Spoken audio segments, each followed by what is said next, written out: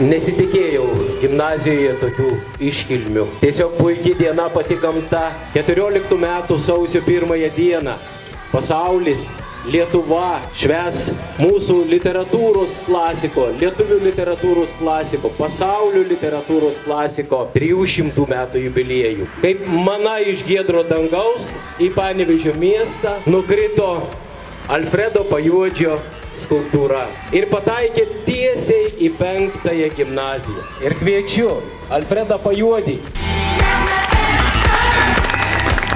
Labai dėkingas visiems, kurie čia susirinko.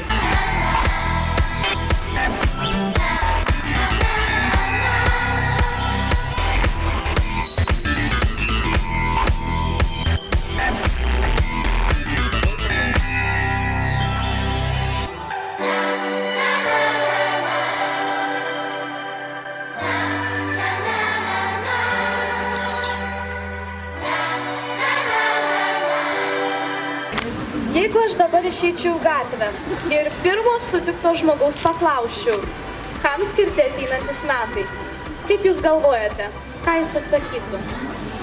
Ir iš tikrųjų aš išėjau į gatvę ir pirmos sutiktos merginos paklausiau, kam skirti ateinantis metai.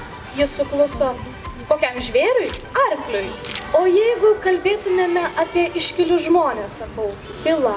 Aš vėl klausiu, o žinai tokį Donelaitį? Taip, žinau, mes mokykloje mokėmės, kad jis parašė metus. O ką dar žinai? Viskas. Tuo mūsų pokalbis ir baigėsi. Daugiau žmonių aš nesiryžau klausinėti, nes numaniau, kad atsakymas būtų panašus. Bet juk šiandien mes statome paminklą Donelaičiui už tai, kad prieš 300 metų jis pakeitė tautos požiūrį į lietuvių kalbą ir į tautinį savitumą. Ir kiekvieną dieną, eidami pro šią žemės instaliaciją, galbūt susimąstysim, galbūt pabusim.